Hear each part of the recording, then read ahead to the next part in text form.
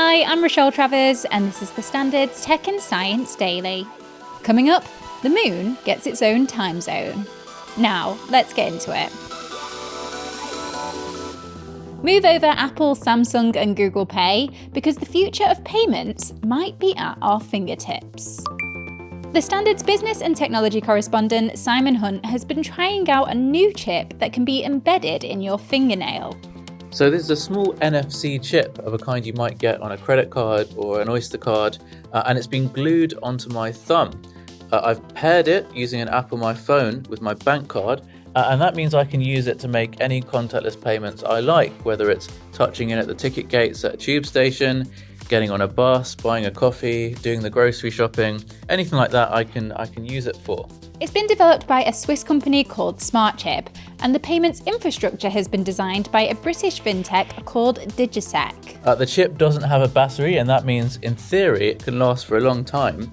But because it's attached to my nail, it will grow off in 6 to 8 weeks, at which point it would have to be replaced. It's not available on the market yet, but they're hoping to release a prototype later this year. But after using it for a while, what's Simon's verdict? Does he think it'll catch on? I've been using it for a couple of weeks now. I'm really enjoying using it. It feels so convenient just to be able to use my thumb to pay for stuff, and I'm getting into the habit, and having to reach out in my wallet to get the right card or open my phone up and get the Google Pay app seems like a lot of a faff compared to just using my thumb. But would I switch to doing this permanently? Well, it does seem like a lot of effort to have to get this replaced every couple of months. I'm not sure if I'm ready to do that. According to a report, Google is considering charging for premium search results powered by artificial intelligence. The tech giant is said to be exploring several ideas about how to use the technology, including incorporating enhanced search tools as part of its premium subscription services. The Financial Times says that under the proposals, Google's main search engine would remain free to use, with additional content available to those who pay a fee. The moon is getting its own time zone.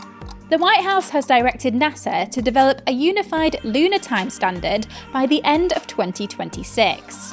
The Coordinated Lunar Time, or LTC, would provide a timekeeping benchmark for lunar spacecraft and satellites that will require extreme precision for their missions. However, it's not going to be a straightforward thing to set up. Time unfolds differently there compared to how it's perceived here on our planet, due to the difference in gravitational force. For a person on the moon, an Earth-based clock would appear to lose on average 58.7 microseconds per Earth day, and other periodic variations would further drift moon time from Earth time. The US Office of Science and Technology Policy instructed NASA to work with other parts of the US government to devise a plan by the end of 2026 for developing LTC. Scientists have discovered gene variants which increase the risk of obesity by 6 times. Led by the Medical Research Council, the study identified genetic variants in 2 genes, BSN and APBA1, and it's thought it could have some of the largest impacts on obesity risk discovered to date. The variants are some of the first obesity-related genes identified, but the increased risk is not observed until adulthood. Based on published research and their laboratory studies, the scientists suggest age-related neurodegeneration could be affecting appetite control. Let's go to the ads. Coming up, new airport security liquid scanners are delayed again, and Bafta reveals who is the most iconic video game character of all time. To stay up to date with all the latest tech and science news, just hit follow during the break.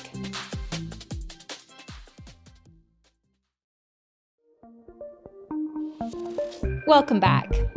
New nationwide blood test trials are hoping to improve the Alzheimer's diagnosis rate. The blood test could be ready for use in the NHS within 5 years, as part of a drive to address the nation's low diagnosis rate. University College London and Oxford University will lead the trials to research the cheap test for proteins in people with early stages of dementia and those who have mild or progressive problems with memory. The trial could make the diagnosis of Alzheimer's more accessible, with currently just 2% of people able to access tests. Now, new airport security scanners that save passengers having to take liquids out of their hand luggage have been delayed by up to a year because some airports are falling behind. The government has admitted that extensions have been granted to several large airports unable to meet the original 1st of June deadline to fully install the new technology. The Department for Transport didn't specify which operators had been given the extensions, but said it would fine those who missed the final target of June 2025. And finally, you have my total attention now. I'm not quite sure if I've got yours though. Lara Croft, star of the Tomb Raider video game series, has been named the most iconic video games character of all time in a new poll from Bafta. The poll surveyed more than 4,000 gamers from around the world and was carried out to mark the 20th Bafta Game Awards, which take place later this month. Croft topped the poll just ahead of the much-loved Nintendo character Mario and Assassin Agent 47 from the Hitman series. Sonic the Hedgehog, Pac-Man, and Link from the Legend of Zelda games all made the top 10. Lara Croft first appeared in 1996 as the heroine of the Tomb Raider games, and has since been remastered and reimagined multiple times for television, film, and more video games, as well as having her own live immersive experience here in London. You're up to date. Come back at 4 p.m. for the Standard podcast for all the latest news and analysis. Tech and Science Daily will be back tomorrow at 1 p.m. See you then.